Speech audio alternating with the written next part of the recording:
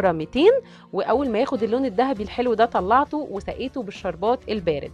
طبعا مهم جدا ان يكون الجلاش سخن والشربات بارد. بصوا بقى شكله حلو ازاي. يعني عايزه اقول لكم ان كله قد بعضه، الحشوه ما خرجتش بره ولا اي حاجه، كله شكله منتظم كده وشكله كيوت وعسول، وكان طعمه في منتهى الجمال. بعد كده بقى تقدري تزينيه باي مكسرات انت يعني عندك، او هو اصلا مش محتاج تزيين، خلاص هو كده طعمه حلو جدا. بصوا شكله شيك ازاي.